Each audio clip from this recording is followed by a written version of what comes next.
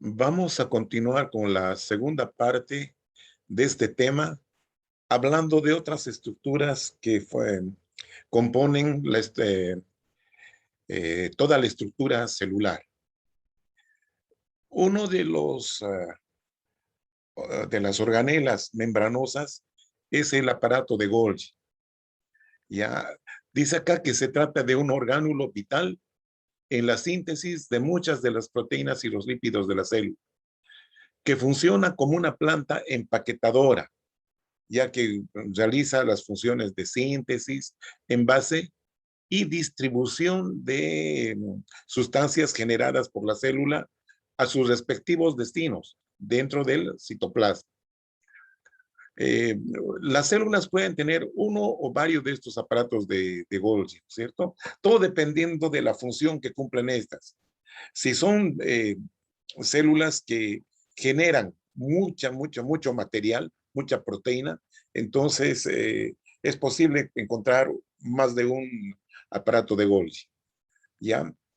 Este aparato de Golgi generalmente se ubica cerca al núcleo celular y al retículo endoplásmico rugoso y liso, ¿sí?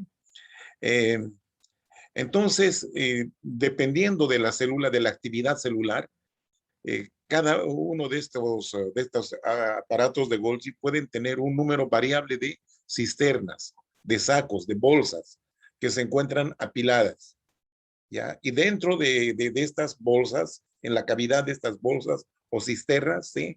Se encuentran material que puede ser proteínas, lípidos o ambos. De esta manera, se trata de un orgánulo indispensable para la vida celular para el cumplimiento de la síntesis orgánica. Aquí estamos viendo en microscopía óptica, microscopía común,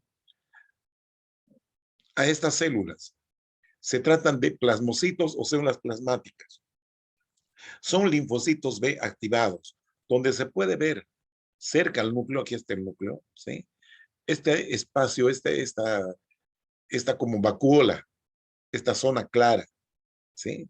Lo mismo acá, miren, ahí se ve una zona clara.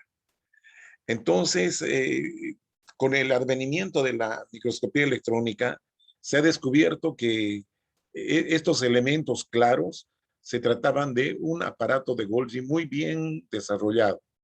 Bueno, obviamente, estos plasmocitos producen una gran cantidad de proteínas, ¿no? Que son las inmunoglobulinas. Bien, ahí tenemos un esquema según la ultraestructura del aparato de Golgi, donde estamos viendo acá el retículo endoplásmico rugoso, aquí por otro lado está el liso, pero esto es de manera esquemática, ¿sí? Entonces, y el aparato de Golgi que está aquí de color celeste. El aparato de Golgi tiene dos caras, una cara inmadura que está en relación al retículo, a los retículos, ¿sí? Y una cara madura que está en relación a la membrana celular externa. Bien, esta cara inmadura también se la denomina la cara cis, ahí está, la cara cis. ¿Ah? Y la cara madura se llama cara trans o ren transgolgi, puede ser. Bueno, entonces, ¿qué es lo que está sucediendo acá? Habíamos visto que en el retículo endoplásmico liso, acá en el liso, acá, se sintetizan los lípidos y en el rugoso las proteínas, ¿no? Gracias a la actividad de los ribosomas. Entonces, las proteínas se almacenan en el interior de estas cisternas que están interconectadas, vean ustedes, en el rugoso, ¿verdad? Entonces, estas proteínas o los lípidos no pueden quedarse ahí indefinidamente, ¿sí? Salen de acá en forma de vesículas, miren ustedes, acá se va a formar una vesícula, miren, se deforma la membrana celular del retículo, se va haciendo cada vez más pronunciada, ¿sí?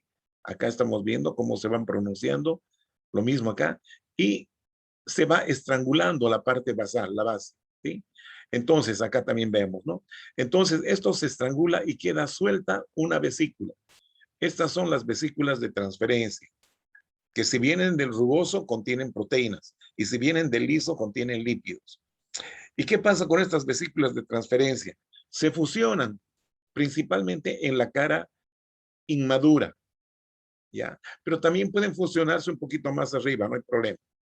Ahí estamos viendo el Golgi, ¿no es cierto? Son sacos aplanados independientes, no están interconectados entre sí, son independientes. Bueno, entonces decíamos que generalmente se fusionan en la red, en la cara inmadura. A medida que estas proteínas van subiendo de nivel, ¿ya? De la misma forma, siempre estrangulándose, ¿ya? Van subiendo como vesículas, ¿sí? Y a medida que están subiendo, están madurando, se van mezclando con otros materiales. Si se mezclan con lípidos, van a ser lipoproteínas. Si se mezclan con glúcidos, van a ser glucoproteínas. Bueno, esa es la idea. Entonces, en la cara madura ya sale el producto totalmente terminado. Estos son envases con el producto terminado. Acá, a la cara inmadura llega la proteína y el lípido en bruto, ya en bruto. Y a medida que van subiendo de niveles, van, digamos, refinándose, se refina, ¿ya? Para finalmente en la cara madura se desprenden ya las vesículas secretoras o los gránulos de secreción, que se llaman así. Ahí estamos viendo, ¿sí? Este es el núcleo, el nucleolo. Ahí estamos viendo la envoltura nuclear. No se llama, no se la denomina así membrana, sino envoltura, ¿ya? Entonces, aquí está el rugoso, aquí está el liso. Vean ustedes que la envoltura nuclear es una dependencia del rugoso, ¿ya? Muy bien. Entonces, vemos acá entonces que las proteínas que están depositadas, almacenadas en el interior de estos sacos aplanados, y aquí los lípidos, ¿sí? Se van desprendiendo como vesículas de transferencia o de transporte que van hacia la cara inmadura del Golgi. Este es el Golgi. Estas van subiendo, ¿sí? De nivel, ¿sí? De un saco a otro, al otro, a medida que van madurando, ¿ya? Y esta es la cara madura, la cara trans, la cara cis, la cara trans. En la cara trans, entonces, ya se libera el producto terminado, el producto refinado. Entonces, ¿qué tipos de material se elimina? Material para exportación. Ese material para exportación que están en las gránulos de secreción van a ser expulsados por eh, exocitosis. Es el material útil para el funcionamiento del sistema en general, ¿ya? Y también se van a producir estos gránulos con secreción, pero para consumo interno de la célula. El ejemplo más claro son los lisosomas, que contienen gran cantidad de enzimas. Y las enzimas son proteínas al final. ¿Ah? Son proteínas. Bien, ahí estamos viendo. La cara inmadura, las vesículas de transporte, cómo se fusionan en las cisternas, digamos, de las inmaduras. Entonces, el producto va subiendo, así como vesiculitas, como ya hemos visto, va subiendo de nivel, hasta llegar a la cara madura. Y de la cara madura salen los gránulos de secreción que contienen este material muy útil, obviamente, que salen por exocitosis, ¿ya? Y también existen gránulos que se quedan, que contienen material para consumo interno, como ya les había mencionado, es el caso de los lisosomas. Bien, las mitocondrias. Es una estructura con forma de bastón, dice acá. La mitocondria, gracias a que posee un ADN propio, que se llama ADN mitocondrial, tienen la capacidad de reproducirse por sí mismo, ¿sí? Eso es importante. ¿Eh? Entonces, mientras más mitocondrias haya, bueno, la función de la mitocondria es generar energía. Esa energía que se traduce con la formación de moléculas de ATP, ¿sí? Adenosín trifosfato. ¿Ya? Si la mitocondria necesita, o sea, si la célula necesita mucha energía, entonces habrán más mitocondrias. ¿Ya? Entonces, en resumen, la mitocondria viene a ser las pilas, las baterías de la célula, porque producen energía. ¿Y cómo producen esta energía? gracias al consumo de oxígeno mediante un proceso que se llama respiración celular. ¿Por qué? Porque consume oxígeno. ¿Ya? Otros autores también comparan a la mitocondria como los pulmones de la célula, porque consumen oxígeno, respiran. Bueno, entonces, este oxígeno es metabolizado, ¿sí? Es metabolizado con la finalidad de producir ATP, ¿sí? Entonces, para producir el ATP, el oxígeno se combina generalmente con los glúcidos, con la glucosa, ya que es la fuente más importante de producción de energía, ¿no? Bueno, el mecanismo de esta reacción del oxígeno se llaman reacciones oxidativas. Bien. Entonces, acá volvemos a la función, genera energía para mantener la actividad celular mediante procesos de respiración aerobia. Aerobia quiere decir consumo de oxígeno. Estructura. Dijimos que tiene forma de un bastoncito. Tiene una membrana continua, la membrana externa, ¿sí? Y una membrana interna que forma pliegues.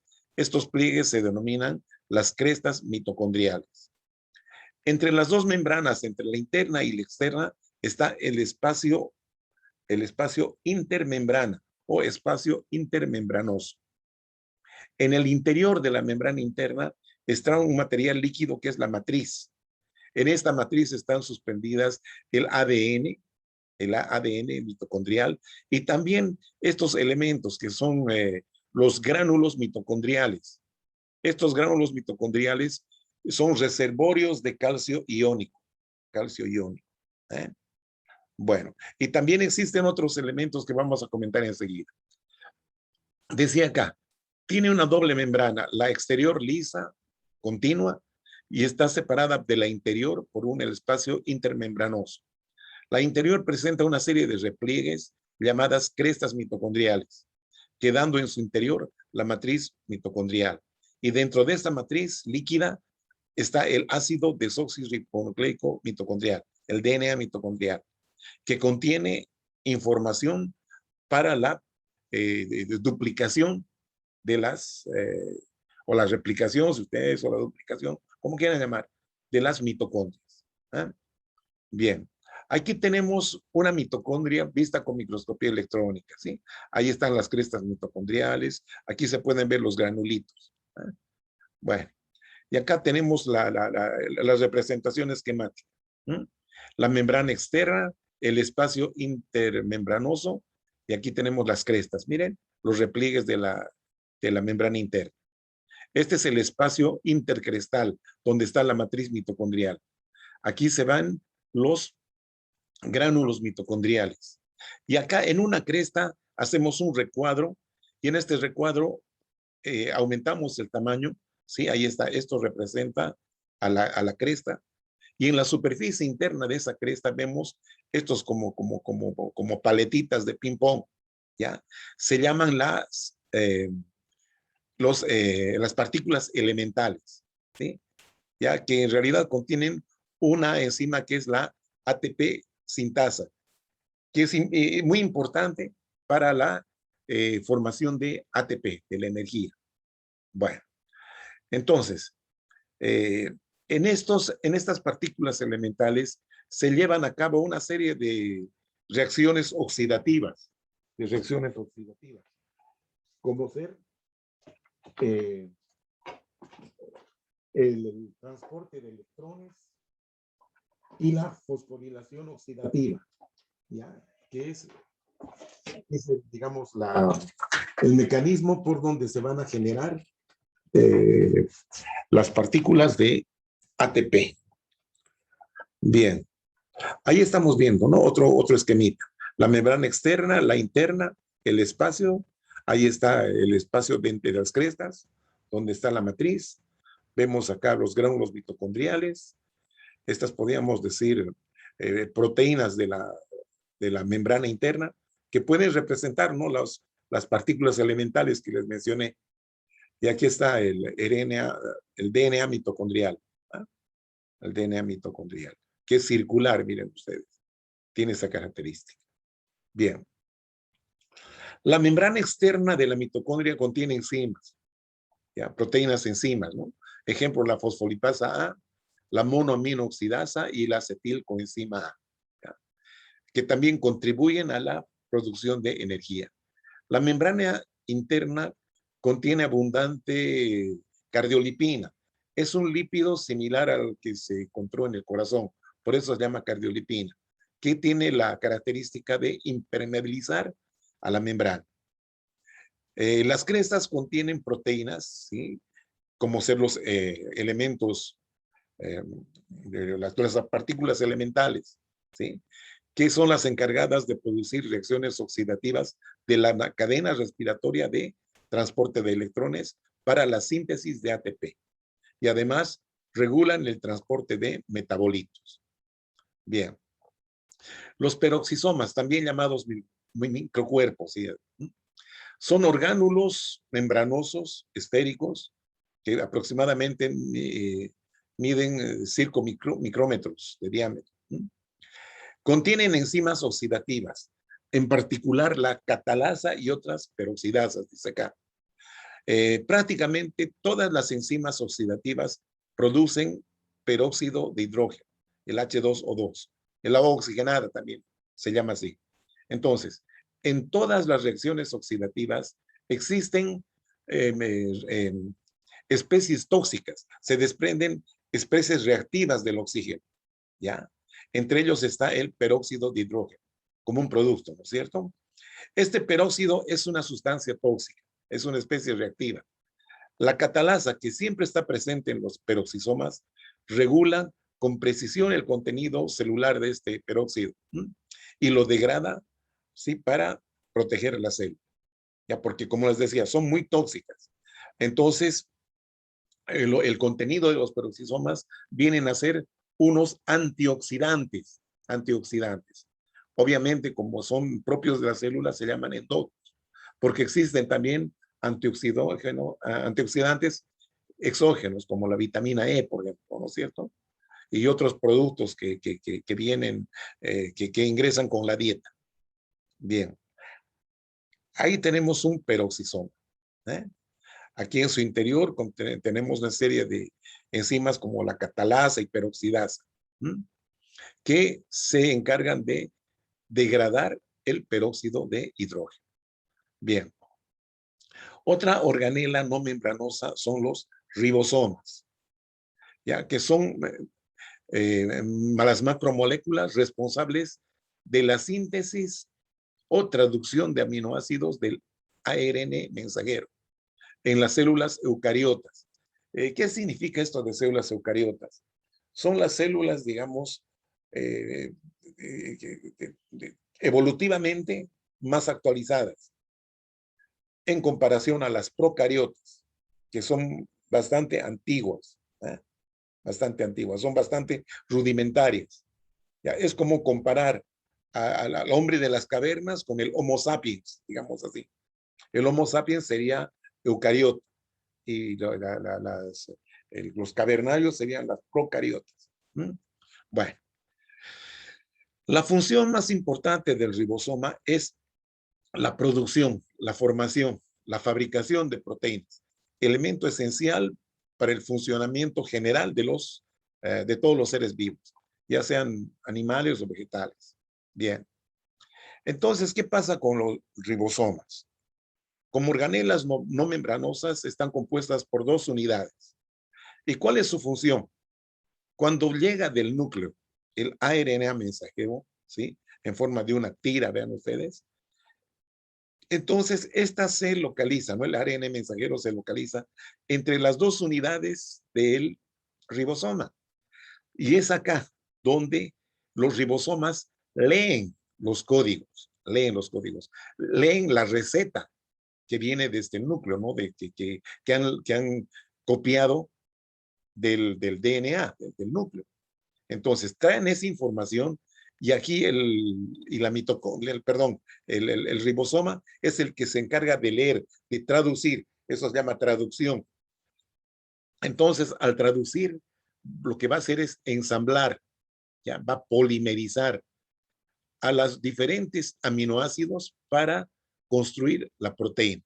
Aquí estamos viendo en un principio, miren, Ya estamos viendo acá el ARN con la información y aquí está empezando a leer y está empezando a sintetizar la proteína. Aquí está la secuencia de señal, el inicio. Ya aquí está ya ensamblando más y más. ¿Eh? A medida que va ensamblando, esta es la membrana del retículo endoplásmico rugoso y aquí hay una proteína canal. Es por donde se introduce, ¿sí? Esta que es como la guía, ¿ya? Que es la señal de reconocimiento, ¿sí? Entonces reconoce a esta guía y se introduce y aquí va depositando la proteína. En realidad estas son cadenas de polipéptidos, cadenas de aminoácidos, ¿ya?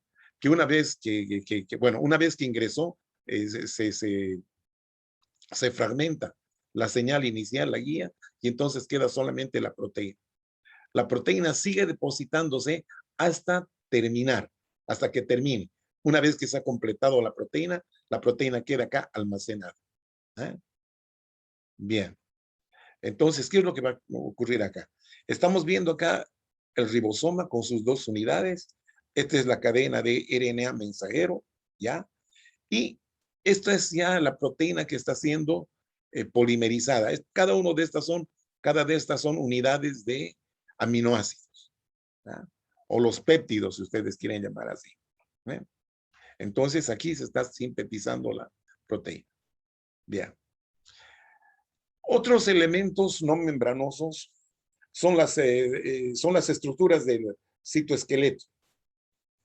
El citoesqueleto es un entramado tridimensional de proteínas que provee soporte y les da forma a las células.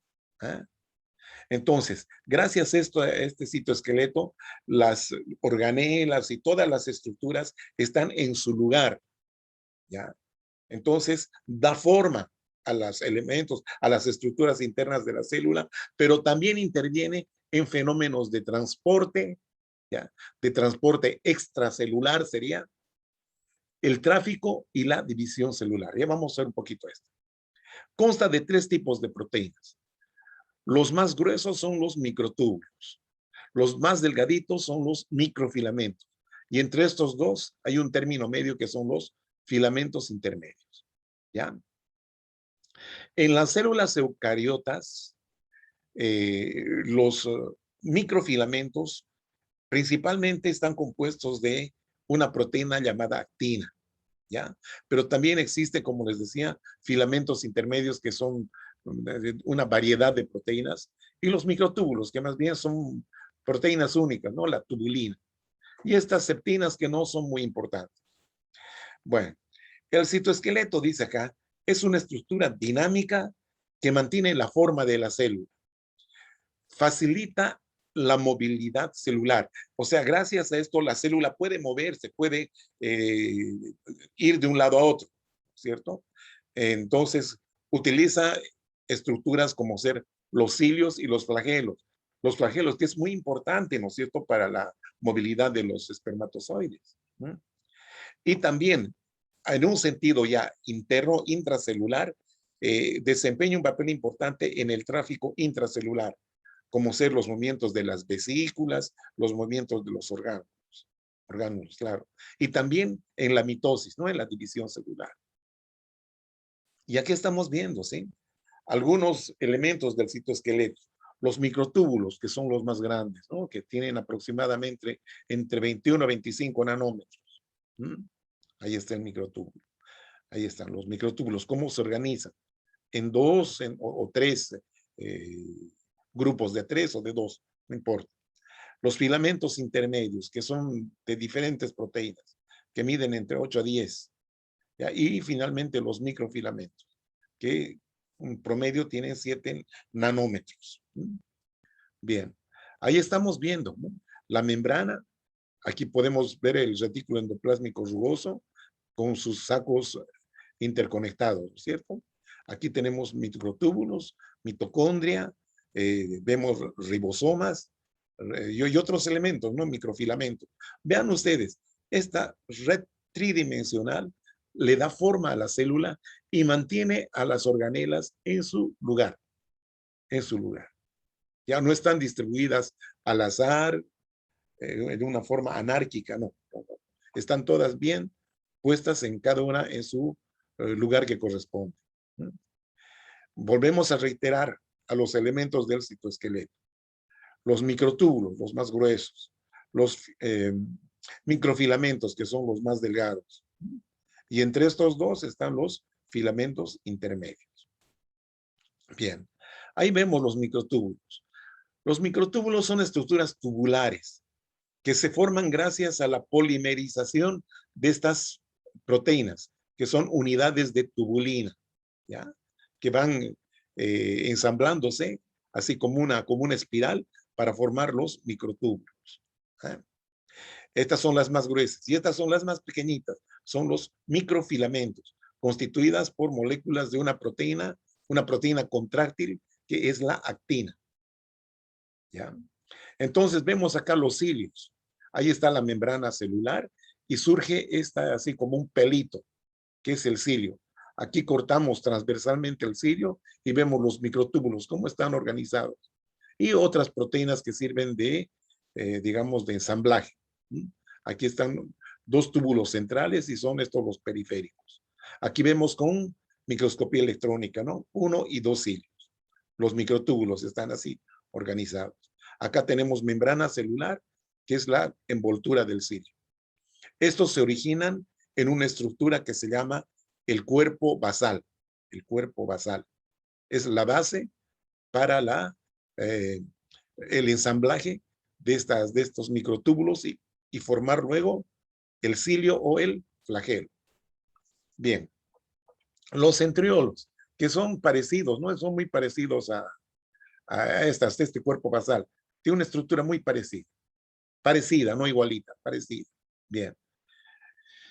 El centriolo, un centriolo, uno solo, es un cilindro que tiene 9 tripletes de microtúbulos, 9 grupos de A3, ¿ya? Unidas por proteínas de soporte o proteínas de anclaje. Los centriolos son más conocidos por su función en los centrosomas. Entonces, un centrosoma es un par de centriolos, ¿sí? Estructuras que actúan como centros de organización de microtúbulos en células animales. Un centrosoma consiste de 2 centriolos en ángulo recto, forma de T, ¿sí? En forma perpendicular, si ustedes quieren. Entonces, se distribuyen o se orientan así en ángulo recto, en forma de T, y están rodeados de un material amorfo que es el material pericentriolar, ya que proporciona citros de anclaje para los microtúbulos. El centrosoma se duplica, o sea que el centrosoma son 2 centriolos. Cuando se duplica forman 4 centriolos, 2 pares. Entonces, esta duplicación se da antes de la división celular, antes de la mitosis. Entonces, estos digamos, se disponen, van a migrar hacia los polos de la célula, ¿no? Para que se produzca lo que se llama el uso mitótico, ¿ya? Que son una forma que se organizan los microtúbulos para traccionar a los cromosomas, ¿no es cierto? Y formar las 2 células hijas. Eso ya hemos visto en el tema de embriología. Bien, ahí está el centrosoma, ¿sí? Ahí están los 2 centriolos, dispuestos en forma de T, o sea, en ángulo recto. Eso es lo que decía. Bueno, ahí tenemos el centrosoma, el par de centriolos. Ahí estamos viendo el par de centriolos y los microtúbulos que se originan a partir de regiones organizadoras de microtúbulos que están dentro de los centriolos. Ahí están los tripletes, miren, ahí están. Grupos de 3 microtúbulos. Aquí está el microtúbulo central. ¿Ah? Bueno, y ahí estamos viendo, miren, los 2 centrosomas y aquí está el uso mitótico, aquí están los cromosomas, ¿ya?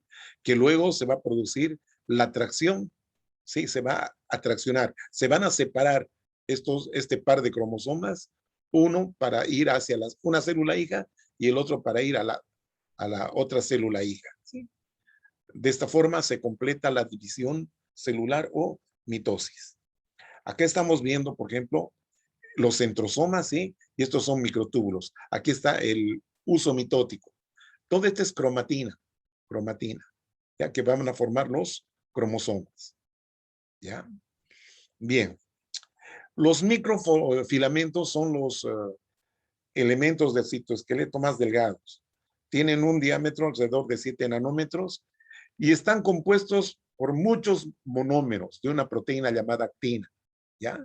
Que cuando se ensamblan, forman un elemento, una tira, ¿sí? Muy similar, bueno, al DNA, ¿no? Pero no es DNA, son proteínas contráctiles llamadas actina, que forman una doble hélice, dice acá. Debido a que están hechos de monómeros de actina, a los microfilamentos también se los conoce como filamentos de actina. Estos filamentos de actina tienen direccionalidad, lo que significa que en sus extremos tienen diferente estructura. Bueno, eh, como son proteínas contráctiles, estos filamentos de actina participan en el movimiento celular, en que una célula pueda trasladarse de un sitio a otro, emitiendo pseudópodos, ¿no es cierto? Entonces, esto es importante. Eh, Sirven como rieles para la contracción muscular cuando comparten una dinámica funcional con la miosina, ¿no es cierto? Es en la contracción del músculo. Debido a su relación con la miosina, la actina está implicada en muchas funciones celulares que requieren movimiento. Bueno, eso ya hemos comentado. Ahí estamos viendo los microfilamentos. Ahí estamos viendo, también vemos acá los monómeros de actina, cómo se ensamblan y forman una doble hélice, ¿no? Las subunidades de actina. Los filamentos intermedios son elementos del citoesqueleto hecho de muchas cadenas de proteínas fibrosas entretejidas. Como su nombre sugiere, los filamentos intermedios tienen un diámetro promedio entre 8 y 10 nanómetros, tal vez un poquito más, hasta 14. Este tamaño está intermedio entre los microfilamentos y los microtúbulos, eso ya dijimos. Son de diferentes variedades, cada una hecha de un distinto tipo de proteína. Una proteína que forma filamentos intermedios, tal vez muy importante, es la queratina, una proteína fibrosa que se encuentra en la estructura de los cabellos, de las uñas y también de la capa más superficial de la piel, ¿no es cierto? Eso es importante. Entonces acá tenemos una serie de filamentos intermedios. Estas son proteínas y acá tenemos la localización. Las citoqueratinas, por ejemplo, se encuentran en las células epiteliales. La desmina, otro filamento intermedio que se encuentra en las células musculares, ya sea lisas o estriadas. La proteína ácida fibrilar glial, proteína ácida glial. Estos en las células gliales de los astrocitos, ¿sí? Células del tejido nervioso. Los neurofilamentos, proteína de los neurofilamentos en las neuronas. La lámina nuclear en el núcleo de todas las células. La vimentina en todos los tejidos de origen mesodérmico, ¿ya? En el mesénquimo. Bien. Y por último vamos a hablar un poco del núcleo, ¿no? Ahí está el núcleo. Aquí el nucleolo, aquí vemos estos grumos que son cromatina, ¿no? La cromatina, ¿no? Este es un órgano que es el hígado, ¿no? Que a veces los hepatocitos que forman las células del hígado pueden tener 2 o más núcleos, ¿no? Eso es porque son células muy activas, muy activas, ¿no? Bueno, entonces aquí tenemos, rodeando el núcleo tenemos esta gruesa envoltura nuclear, muy visible, ¿eh? El nucleolo, como les decía, y la cromatina, que son todos estos grumos. Bueno, la función del núcleo es mantener la integridad de los genes y controlar las actividades celulares que regulan la expresión génica.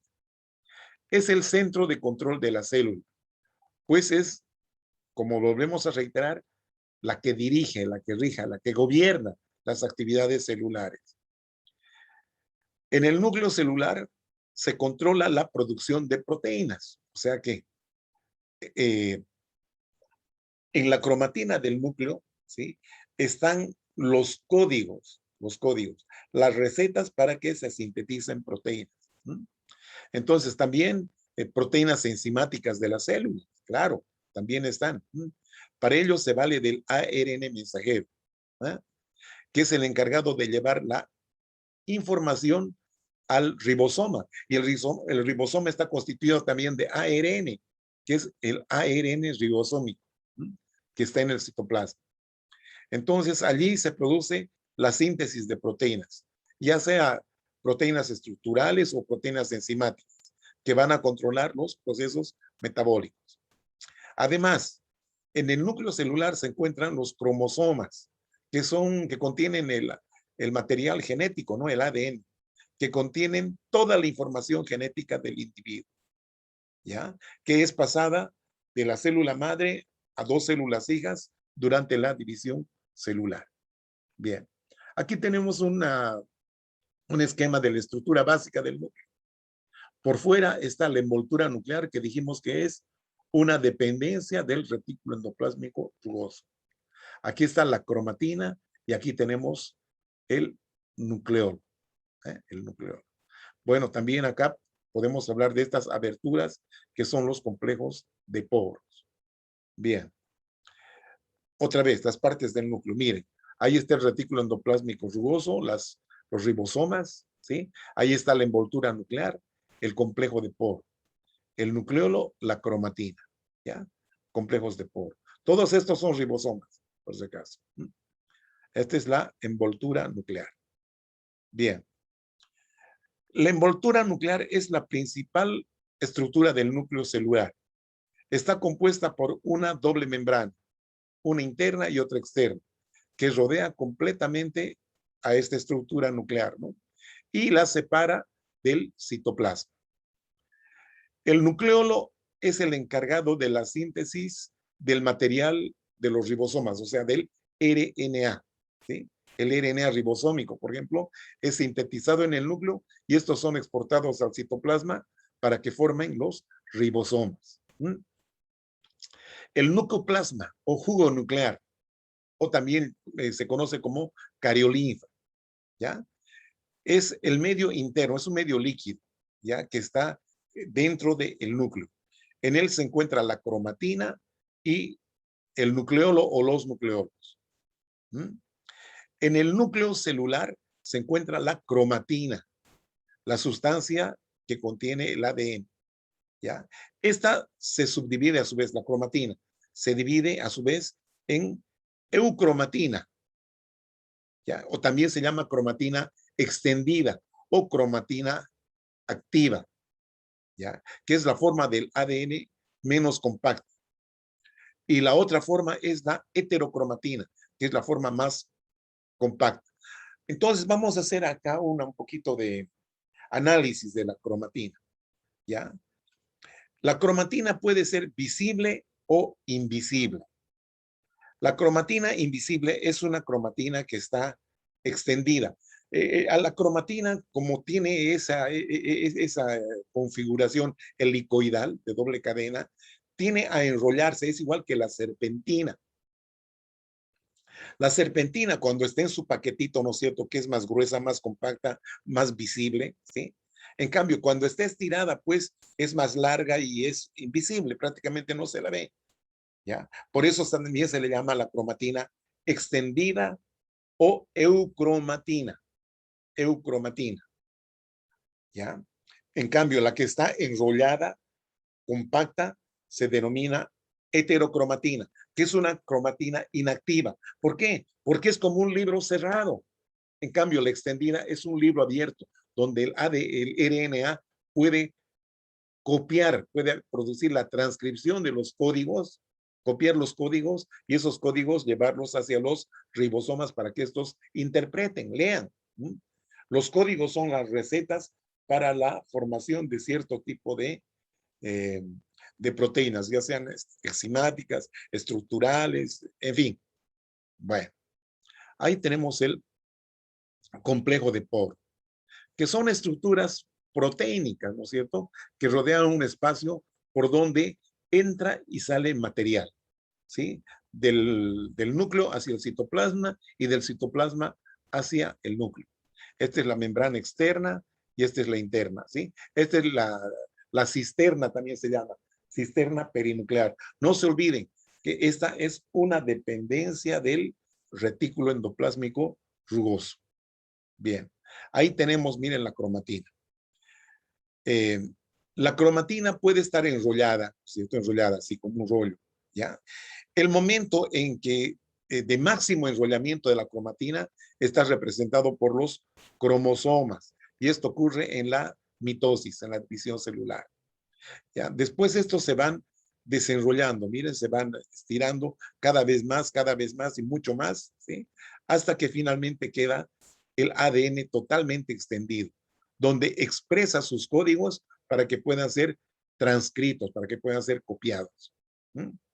Ahí está la cromatina. Aquí tenemos el nucleosoma, ¿ya?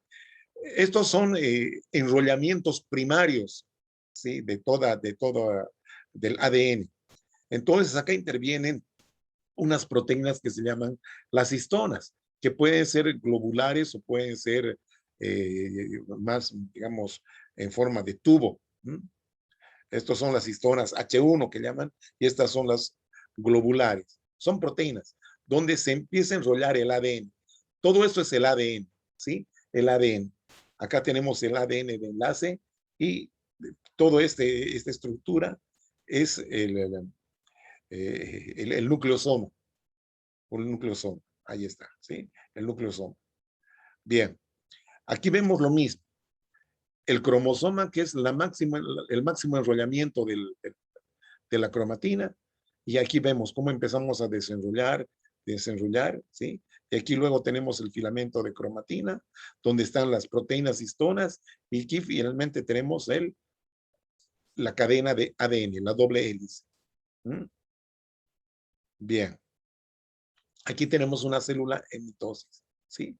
Ahí están los cromosomas, se están dividiendo. Miren, una célula que se va a partir pronto y dar lugar a dos células hijas. Muy bien, entonces con esto completamos el tema 1 de histología, que es la célula. Y ya volveremos pronto con otro tema. Hasta pronto, jovencitos.